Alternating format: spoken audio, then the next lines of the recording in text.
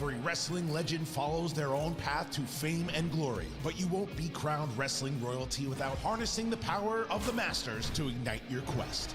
Your rise to stardom begins at the feet of giants, and the only way to earn a legend's respect is victory. Training with the best is never easy, but wear those bruises with pride. You're going to need all the help you can get to unlock your potential and win the support of legendary wrestling icons. Once they're on your side, those legends become extremely powerful allies. Enlist their help as managers to energize your team. Wield their awesome power moves to tilt the match in your favor and unleash your own brand of mayhem. So, get ready to begin your legendary journey, because it's time for WrestleQuest!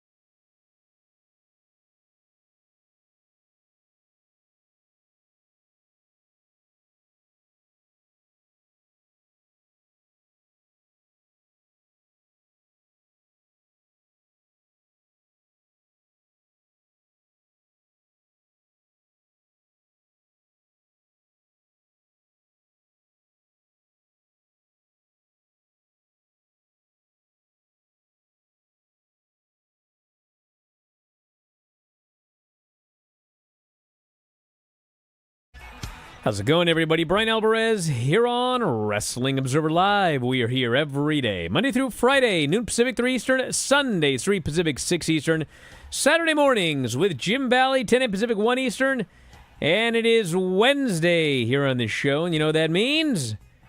We've got a lot to get into today. Tonight, AEW Dynamite, and the Continental Classic YouTube special is aired. And so, in fact, we know everybody who will be involved, and we got a lot of details on this Continental Classic. We'll tell you about that, as well as the lineup for Dynamite. Dynamite is tonight, Wintrust Arena in Chicago, and we have the lineup for the show.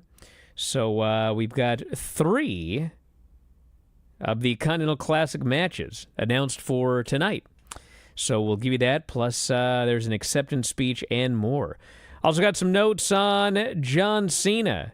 Second arm surgery. He is going to be out of action here for a while. Triple H talked about his booking philosophy. We've got the Raw rating from Monday night, which actually is pretty shocking, the number that they did. In fact, Dave Meltzer went as far as to call it amazing how Raw did on Monday. We'll tell you how they did and why. Plus the latest on the NWA and the CW.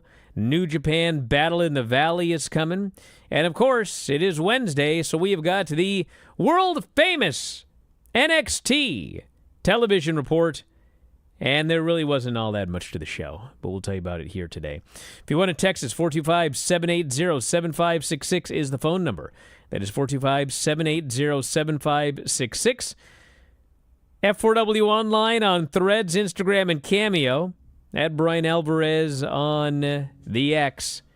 And don't email me right now. We'll talk about that after the break. Observer Live.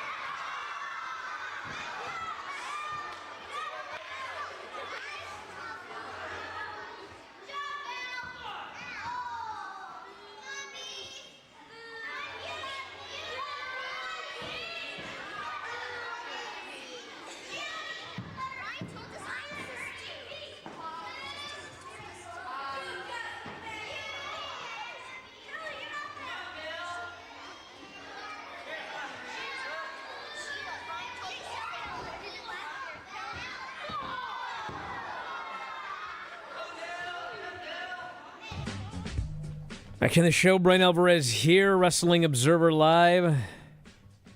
Mike Sempervive, also of WrestlingObserver.com. Why didn't you email me back last time? Don't email Bryan at WrestlingObserver.com, everybody. God. You want to know the latest?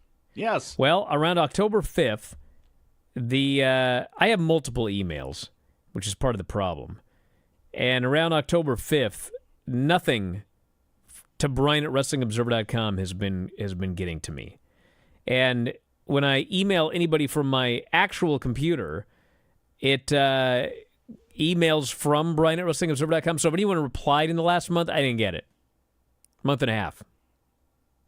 So turns out that, Gmail just stopped fetching the emails.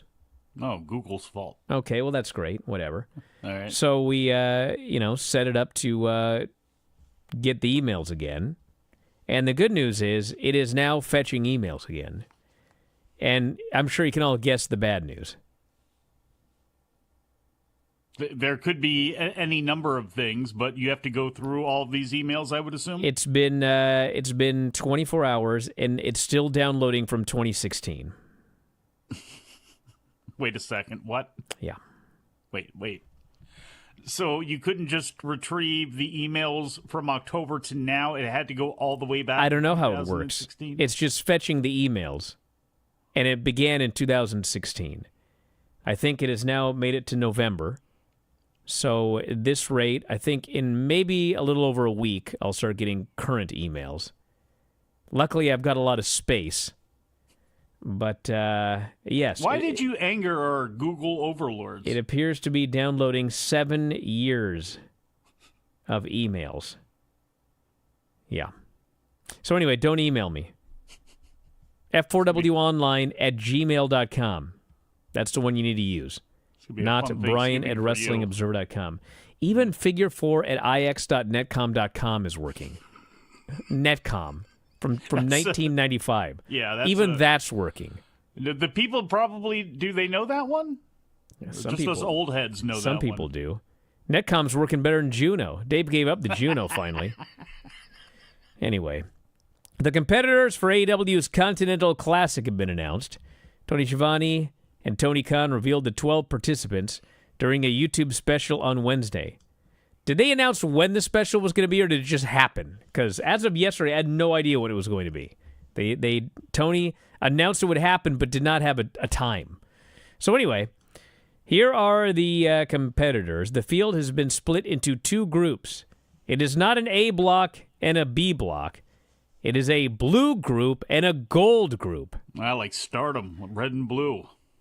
So the blue group has Bryan Danielson, Andrade, Brody King, Claudio, Daniel Garcia, and Eddie Kingston. So keep in mind, it's everyone in the blue group has to wrestle each other, and the winner, the person with the most points, will face the winner of the gold group.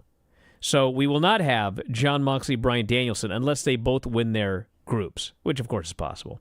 Thanks for telling us how tournaments work. Gold group is, would you shut up? Some people don't know what's going on, Mike. No, they're big sports fans like you. Gold group has Jon Moxley, Swerve Strickland, Roosh, Mark Briscoe, Jay Lethal, and Jay White. What, you think all these people have watched a G1? Get out of here. We've got 3 gold group matches announced at anything in their for life, tonight. Maybe. Have you been on the chat? Well, thank you. I'm doing everybody a favor here, or at least the majority of them.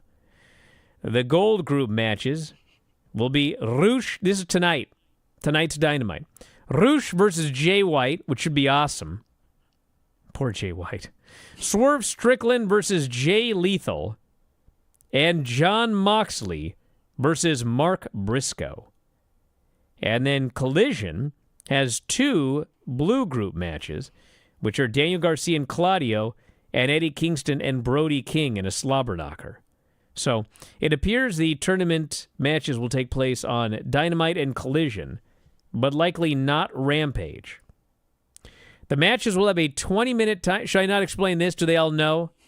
It's really very If simple. they knew, they wouldn't have to tune into that thing with Tony and Tony. Actually, really, it is very simple. All matches have a 20-minute time limit. The winner gets 3 points. If it is a draw, it is 1 point. And if they lose, they get no points. No one is allowed at ringside. The winners, so if you got ringside tickets, sucks to be you. The winners of each group will meet in the finals of World's End on December 30th. The tournament winner will be the Triple Crown champion with the Ring of Honor World title, the New Japan Strong title, and the new AEW Continental title. Not Intercontinental, it's merely Continental. And then that's the lineup. Champagne. That's what they'll celebrate with at the Continental when it's all over with. Yeah. The winner gets Champagne. free continental breakfasts for life at the Motel 6 of your choice. Christian Cage will also rechristen. What's he doing that for? Oh, he's doing that to Luchasaurus and Nick Wayne tonight. I didn't know they were christened. Well, they will be rechristened tonight.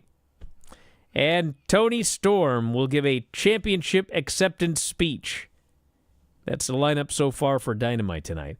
In Chicago. Yes. Oh, yeah? Dynamite's in Chicago. Oh. And isn't Survivor Series in Chicago? It is. Well, how bizarre is that? How about that? Huh. Well, I'll say this. On paper, I don't know how this tournament's going to go, but on paper, how can you not like the 12 people that are involved? The tournament's going to be great. You kidding me? Well, and you look at the 6 people in each one, and you look at those matchups, and we're starting, like you said, with a slobber knocker with Brody and Eddie Kingston. So there are a lot of great possibilities here. And it's going to be interesting to see who comes out low man on the totem pole, what they have planned for that person, as well as really everybody in this thing. Big chance for Daniel Garcia to step up, and I'm sure that that's why he's in here, to try to break him out of what he's doing now, which is just losing really, all the time? Yeah, and just completely stuck in the mire over what he is. Is he a sports entertainer? Whatever it is, it makes for some pretty poor TV and doesn't make him a very compelling character right now. He'll get a lot out of this thing. And Roosh and Jay White, Roosh against anybody. Roosh and Mark Briscoe. It's going to be lovely. Lovely. Good Lord. Let's look at some of these matches. Look at all of the people involved in Roosh that bracket. and Mark Briscoe. Roosh and Moxley. They had a match once. It was awesome. Yeah, with the exception of Lethal, who obviously can wrestle anybody, but like everybody else in there fits the bill as far as being a really good opponent for Roosh.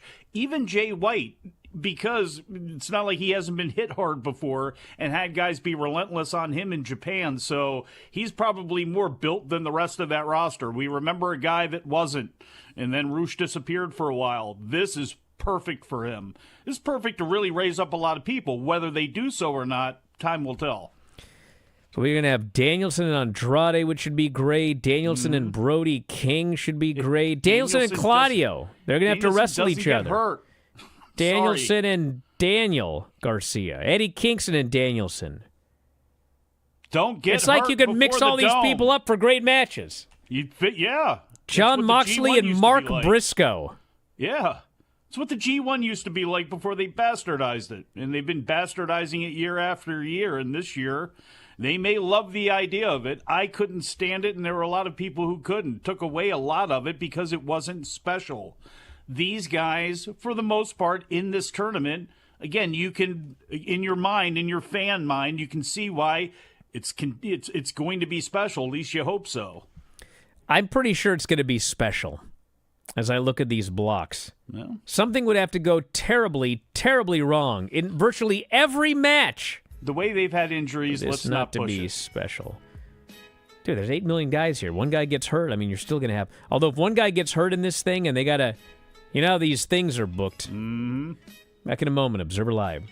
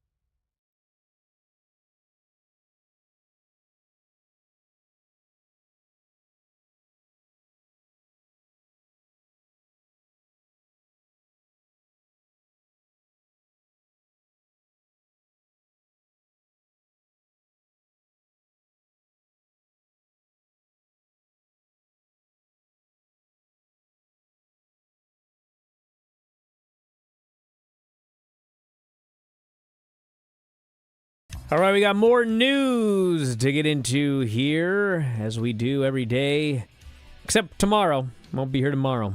No, you got to listen to the It is American Thanksgiving, yes. Yeah. And you can listen to Wrestling Observer Radio, because we're doing that late tonight. Oh.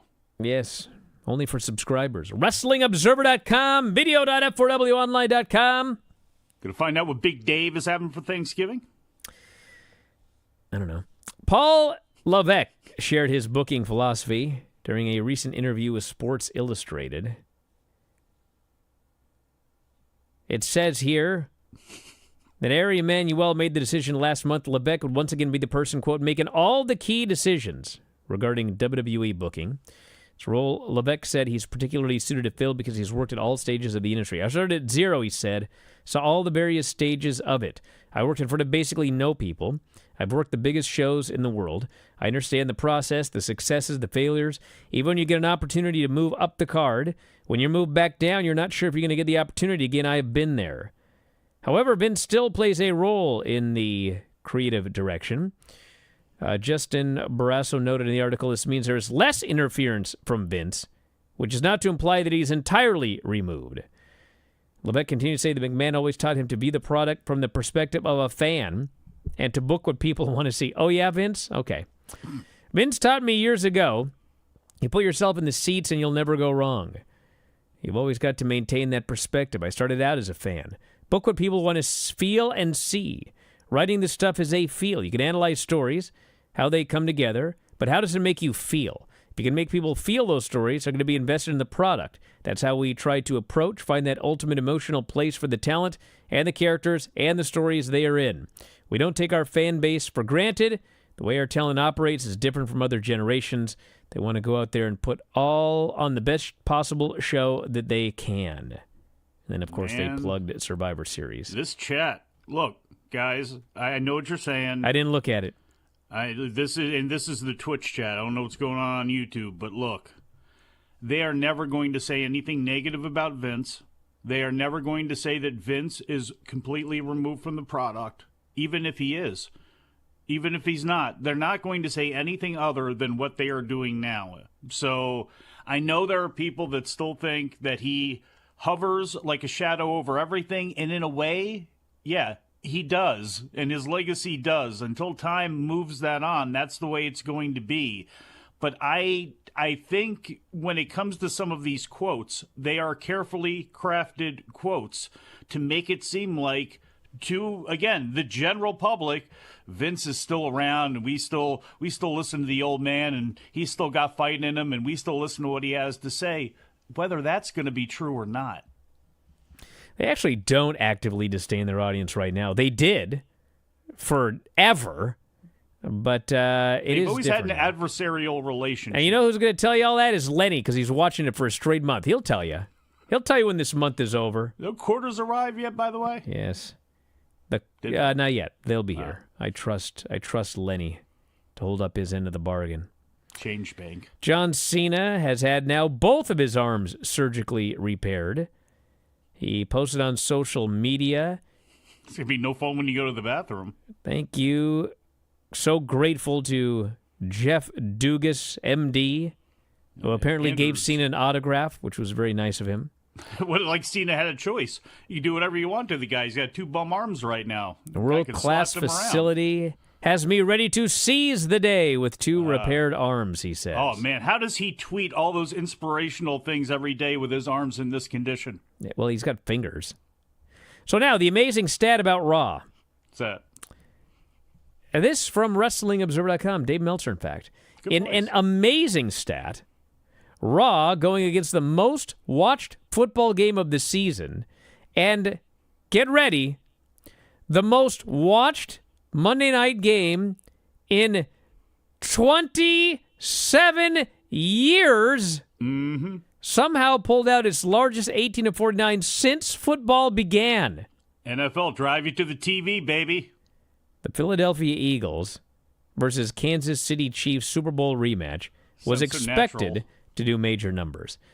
The 28.96 million viewers, that was on television alone, That's not counting streaming. Does that count the Manning cast? 15.55 million watched on ABC, 11.49 million on ESPN, 1.92 million ESPN2. It does. So we don't have 18 to 49 yet, but sounds like it was about a 10. So Raw somehow did 1.46 million viewers and a 0.49.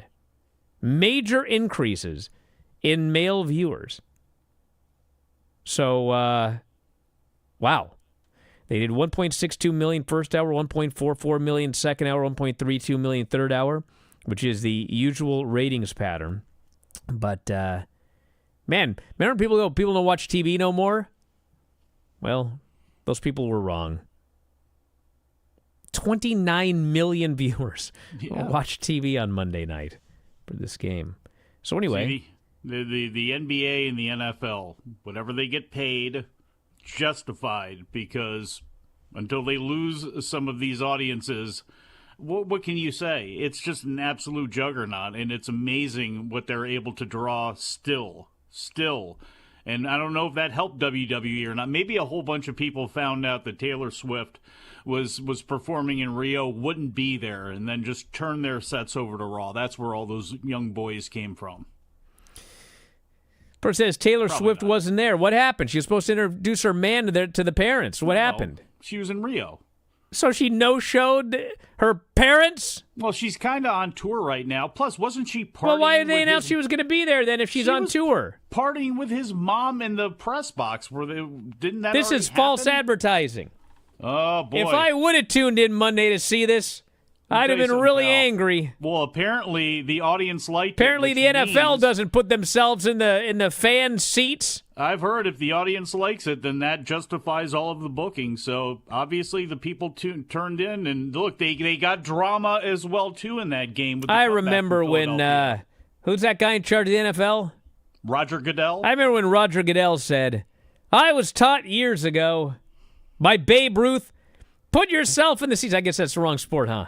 Anyway, put yourself in the NFL seats. You'll never go wrong. Learn from. You've always got to maintain that perspective. Now here they advertise Taylor Swift's going to be there introducing her mustachioed friend to the parents. And then she shows because she's in Brazil. Oh, you didn't know she was in Brazil? Where have you been? Can't believe you know that Kelsey's got a mustache. How could you not? I mean, come on. What do you think I am? Where are we here? 8 episodes of NWA Power have been added to the CW's app. The network added the episodes of NWA's flagship show on Tuesday. They begin with the September 5 episode and run through October 24th. So look at that. NXT is going to be going to the CW, and they're actually putting NWA stuff up on the app. So see that, Court? In Court that's going to listen to Court? We're open for business with everybody. Hey, do we have any lawyers listening? A couple of Twitter Probably lawyers, got a couple, surely. right? Yeah. I'm talking like shoot lawyers, not you gimmicks on the internet that think you know anything about law. We should probably have some that clear. I got a question. This is about this Kung Lee UFC lawsuit. Because, Dave keeps talking about this lawsuit and, they better not go to court. And, what's a jury going to think about them paying these fighters so little? And here's my question to all you lawyers out there, okay? Let's say that I run a supermarket here in Seattle, and the minimum wage is $15, okay? That's the minimum wage. And I hire all these children or whatever, and I put them to work, and I pay them like $5 an hour, okay? And then full-grown people, too. It doesn't matter. I'm paying them $5 an hour, okay? And then I get taken to court, and they're going to throw the book at me, right? I paid them. In America? I paid them $5. Minimum wage is $15. What else did you do? They got to be coming after you because look at how much. Look, there's a lot of labor improprieties. Exactly. That's my point. I would not be able to get away with this. They throw the book at me in court. Okay. You'd like to think so. So now, UFC is running a fighting organization. Mm-hmm. There's no minimum wage. No. There's no required Like everyone's talking about, well, UFC pays 15% of their earnings to the fighters. Mm-hmm. Okay. Yeah. Is this like, I can't say a bad word. Is this not very nice? Of course. Do the fighters deserve more? Of course. But isn't the point of going to court to determine, is this legal or not? Right? Mm-hmm. Is that not the issue? I believe so. Okay. So if there's no law that states you have to pay fighters X amount of money, okay? There's a difference between what's right and what's legal. What's nice and what's legal. So the idea that, like, isn't the whole point of going to court, like, to be convicted, there has to be, like, what's the term they use? Beyond reasonable. Beyond reasonable whatever. Beyond reasonable doubt. So what's the deal here? What, Brian, you know what it is? It is a sign that if you don't collectively bargain, you're going to be SOL. Exactly. And I know it's wrong. Like, I wish Filthy would have been paid significantly more money. But at the end of the day, the question is, was it illegal? Not was it nice? Was it illegal? So I don't think it's like an open shut case. They go to court and they're doomed. Because I'm not sure it was illegal, which I think is like the crux of all of this, right? Back in a moment, Observer Live.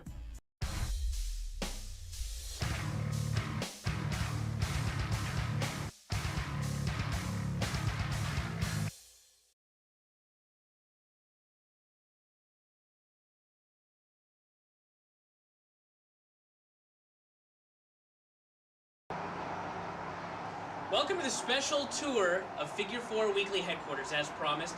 Today I will be accompanied by my assistant Vincenzo, so let's get moving.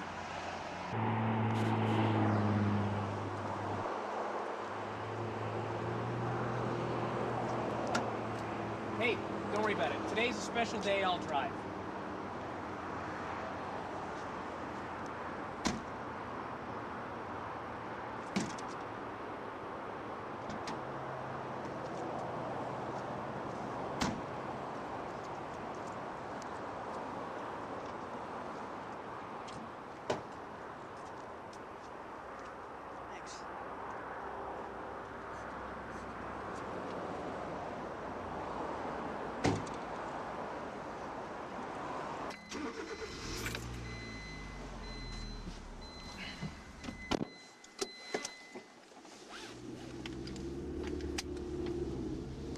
Vince, today's gonna be a good day, so let's not F anything up, okay? Now, I'd like to tell everybody, I just want to give a short speech on the way to the compound here today, and that is that we are going through very tough economic times right now. Right, Vince? It's a time of stock market crashing, the yen is devalued, a time of woe and want.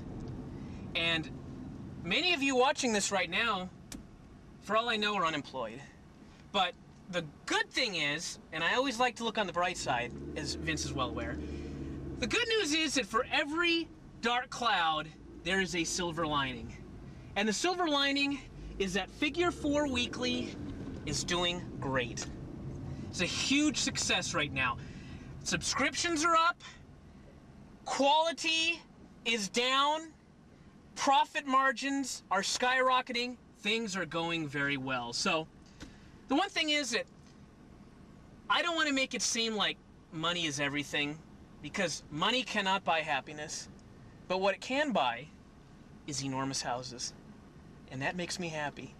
So we will be going to see my enormous house, the Figure 4 Weekly compound, and that's where we're heading right now.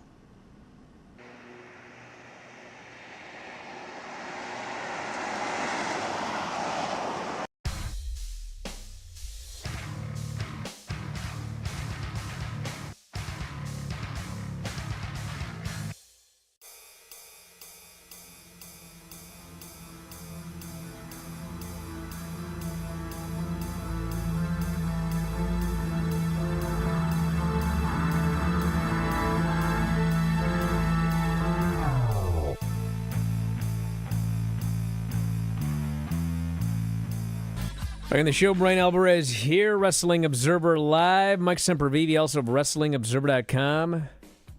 You want to try to explain what a monopoly is now to those folks? I'm moving on to NXT. All right. Moving on to NXT here. This has a monopoly on my enjoyment. Oh, yeah? A couple No. segments last night didn't? This wasn't the best show.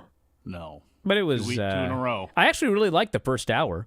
We had Noam Dar, Chad Gable, Heritage Cup match. My one big complaint is, as always, we had a commercial break in the middle, so the entire third round was during a commercial break. But I thought these guys worked great together. And, they first round, all wrestling. Second round, Oro Mensah managed to hit a jumping kick to Chad's head, which inexplicably the ref could not see. I don't know how. Ref got turned around in the corner. Noam hit a jumping kick and pinned him. Third round was during the break. Fourth round, we had loud "Let's Go" Gable chants and striking battle, all sorts of great stuff. Fifth round, the story of the fifth round is both teams are jumping up on the apron, distracting the ref, and Dar hits a cheap shot after the bell. So Chad's all in bad shape here. And at some point, I think Chad also got a pin, so it was 1-1. So anyway, sixth round they're going. Chad tries the moonsault. Dar gets the feet up. Gable puts him in the ankle lock. 16 seconds left. Noam Dar holds on. Bell rings and he taps, but it's after the bell. Dar retained the cup on a draw. I like that match a lot. And then Lash shoves down Maxine. And then Oro tries to shove Otis, who does not even budge. And then Otis runs him over, starts dancing in front of Lash. She turns around, Maxine slaps her. Lash falls into Otis's arms. He was way too excited about that. So something weird's going on with these guys. Then we had JBL announcing the Iron Survivor matchups. This guy looks more like Vince every day. It's uncanny. So Stax and Tony D are celebrating their title win. And they go to their favorite Italian restaurant. And they open the door all of a sudden. Hey, it's a big party. And Tony goes, and then he stops. He reached for his gun. Jesus. Turns out it was his buddies. And he was overjoyed and they had a party. Carmelo meets with Trick. Trick said, I qualified. Tonight's your night, Mello. And you were there for me, so I'm going to be there for you tonight. Mello says, no. I got to do this myself. So he's going out alone. We had Lyra coming out for her match with Xia Li. But Xia Li jumps her and beats her up. And she's stomping her down, and Vic's all outraged. And Booker T calmly notes, should have drank the tea. And then Xia just leaves, so I guess she didn't want that title shot so bad. Then they check out Lyra after the break, say we'll get an update later. Angel and Umberto squashed, basically, Edris Enofe and Malik Blade. And they told Tony and Stax, we'll see you real soon. And boy, they weren't kidding about that, weren't they?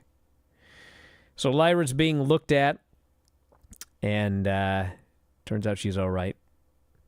Briggs is pacing backstage. He says, JBL gave me this shot. I've been waiting my whole life for it. So he goes out against Carmelo Hayes, and they had a good match. I mean, this had to be the best singles match Briggs has ever had. And crowd's chanting, this is awesome. Carmelo hits his code breaker during his big comeback. Lexus King hits the apron. Carmelo drops him, but then turns around and gets his head taken off with a lariat. Briggs goes up top. Moonsault pins him. So Josh Briggs is in the Iron Survivor Challenge. And Carmelo's been knocked out because he had no one to watch his back. Oh, Jensen, I hope you got something planned, buddy. Brooks is coming. What? I'm telling you. Brooks is going to be This a was singles so guy inappropriate, soon talking enough. about the virgin and the fornicator like that. Well, So then we had the segment that everybody's all up in arms about. it's a holiday, for God's sake. Von Wagner goes to Mr. Stone's house. Oh, my God. I mean, it was just like, this whole storyline is campy. Vaughn shows up. This made the Dexter Loomis showing up at Miz's house like No, in it the window didn't. look like that was high much art. worse. This Get is out of so here. much worse. Are you crazy? He shows up. The kids are there. Basically, Vaughn is just a big kid. And he wants to eat brownies with the kids, and he hears her getting kids bullied. Are little Stones, little Roberts. He hears They're her getting little bullied pebbles. at school, and he goes, "Tell me those kids' names. I'll go to the school." And Mr. Stone goes, "Hold on a second, brother. Calm down. You can't go to the school and beat them up." So then, Mr. Stone's talking to his wife or whatever, and Vaughn goes, "Just give me their names." He's going to do a hit on children. This There's Von so many Wagner. large children in professional wrestling right now. And Vaughn and the kids eat some brownies. And then they go back to the booth, and Vic Joseph goes, or is that his name? Is it Vic? Yes. Vic Joseph, Okay. yes. I thought there was another guy that I thought was Vic Joseph. Todd Grisham? No, they're all the same. Vic goes, "It's the feel-good story of the year." And Booker just goes, ugh. He's just absolutely disgusted by this segment. I will say this, whatever you thought about this, they better let Vaughn do a babyface run before inevitably he turns on Mr. Stone and his whole family. 'Cause Is that's... he going to be like George the Animal Steel or something? Or Listen, what's the guy's name that plays Norman Wesley? the Lunatic? What's the guy's name that plays Wesley? Plays Wes Lee? I want his real name. Oh, God. Is it Desmond Xavier? No. Devian Eberhart Akins. Okay? Devin Akins, That's his real name. God bless him. Sure, he's a great guy. His character, Wes Lee, badly needs to go to therapy. This guy is such a... Good Lord Almighty. Well, He comes out and he says... First he goes... And he's a babyface, by the way. He goes, "I want Dom in the North American title." He then concludes that him losing the North American title to Dom is what resulted in the Judgment Day's full rise, winning all of the titles and taking over Raw. It's all his fault. Okay. Then he says, people win and lose titles all the time. But when I was champion, I felt like I belonged. Everybody accepted me when I was the champion. And now I want that back. And I was like, what are you talking about? I was going to say, They're cheering you now. They cheered you when you quit. They cheered you when you came back. They cheered you when you quit again. They cheered you when you came back again. They're cheering you right now. But for some reason, you believe you're only accepted when you're the champion. This is going to be a rough life, brother. Because if you win it back, you're just going to lose it again. You need to get over this. He's got a inflated sense of self-worth. Every time somebody tried to challenge him for the title, like he would take it personally, even if they invited it. Once they took him up on it, he would say, "I'll face anybody." And then his buddy goes, I'd really like maybe if you and I wrestled, maybe. What? You want to wrestle me? How dare you? I thought we were friends. Yeah, this character. Like then Dom comes out. You. Dom says, if you can beat 3 other North American champions, then you can face me at Deadline for the title. That's next week. Oh, God. Oh, then you know what we got after that? Let me get my 50s newscaster gimmick out. All right. Breaking news! Chase U is under investigation! Pretty good. I got the whole thing for the Brian and Vinny show. Apparently Chase owes Tony D and Stax something for something, but we don't know what. They did a video, and by the end of this video, I still don't know what's going on. So thanks for the video. What's up with Tony's girl, too? Like, have they actually named her? Yes, I'll get to that. Okay. I'll get to that. So then we had Thea and JC getting ready for their match. Tiffany meets with Josh. Here's another one. God, speaking of characters. So Tiffany meets with Josh Briggs, and she goes, "Feels good to be a winner, huh? I'll see you at Deadline." And then she leaves. And then Brooks and Fallon Henley show up. And Fallon goes, "What did Tiffany want?" And Briggs is like, "Don't worry about it. Let's go." This Fallon, God. Did they teleport in there? Because, like, he's walking in the little kitchen area. Yeah, of course they teleported. She walked up and dissed him and walked away. It's like, you didn't see exactly what happened there, woman? Damn. Then we had Thea and Blair Davenport, which Blair won after a distraction. Actually, the distraction was Thea's firing up, but the Chase U cheering squad doesn't care about her anymore. They're mad at Andre. She's distracted and pinned. So she's out. Then we had the best thing on the show. Baron Corbin Ilya Dragunov video package, narrated by Baron Corbin. And he's talking about all the sacrifices Ely has made. This guy's family's in another country, goes home to a cold apartment all alone. All he has is a screen for his family, and then he just kisses that cold plate on the belt goodnight. Meanwhile, I'm rich. I got a mansion. I got cars. I got all this expensive liquor. That's why I need to be champion, and I'm going to take this guy out at the pay-per-view. I was like, this was awesome. Eddie Thorpe and Charlie Dempsey, it was all right. Nobody cared. Charlie got the win. Heels beat him up. No one made the save. Sucks to be Eddie. No, Eddie, yeah. So then Stax and Tony, as they're leaving dinner, that's when they mention Adriana is the woman's name. Little Adriana is now a boss of some sort. And so they go to leave, and they get beaten up by Angel and Umberto. Where in the hell are all the heavies? They're late is where they're at. I was going to say and they better bring more money next month to pay off this one. Man. So Tony agreed to give them a title match. I like how they greet them, too. By the way, this is just another thing with that whole stupid, every time they go into that stupid restaurant, but in this case, he goes in there, they're all there. Then at the end, when he's getting the envelopes from each guy, then he's acting like he's never seen them before, even though they just had dinner or whatever it was at that table. Lenny here, who has been forced to watch, he forced himself, by the way. I'm not a horrible person that made him do this. He says, I feel like I need an NXT primer to understand this crap because commentary doesn't explain a damn thing if you're a new viewer. Well, funny you should mention that, Lenny. I know another new viewer who also has no earthly idea what's going on, and he will be on the show at 2 Pacific, 5 Eastern. Video.f4wonline.com. WrestlingObserver.com as well. You're telling me Booker T didn't make it clear? Then we had an Ariana Grace video package. This was another one. She says, she's a heel. She goes, I was the victim of a heinous attack by Carmen Petrovich. And I was like, she actually was. Like, she was totally just jumped by this lady.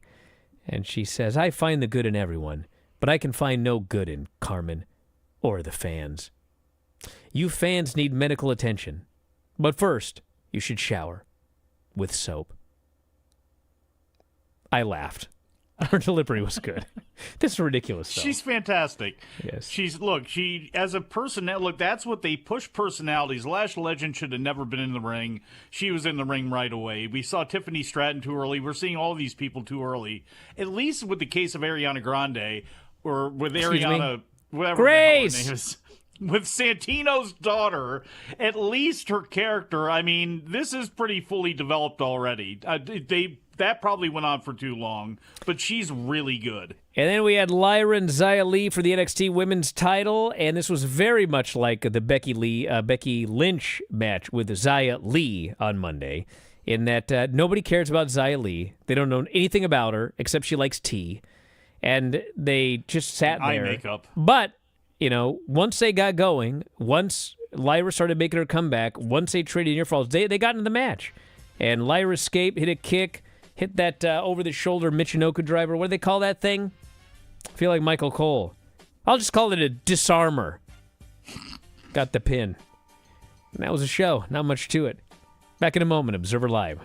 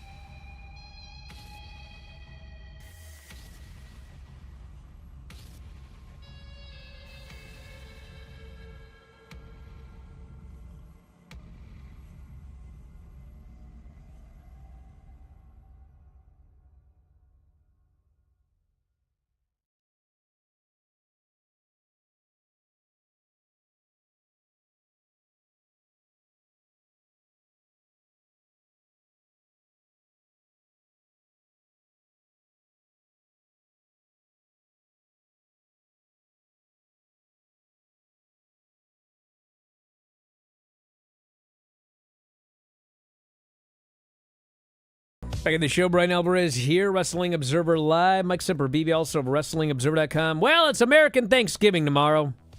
That means we will not be here on Wrestling Observer Live. But fear not. For those of you who are subscribers, we got lots of shows coming up. I will be back later on tonight with Dave. Dave Meltzer will talk NXT, AEW, all the news from the last couple of days, all that good stuff. And then we will also be there on Thursday, the Bryan and Vinny show. All of the AEW NXT details. Lance Storm is going to be up in an hour, 2 Pacific, 5 Eastern. Video.f4wonline.com, as well as WrestlingObserver.com for subscribers. And then we'll figure out this busy weekend as well. Lots of stuff coming up. You're not here Friday, is that right?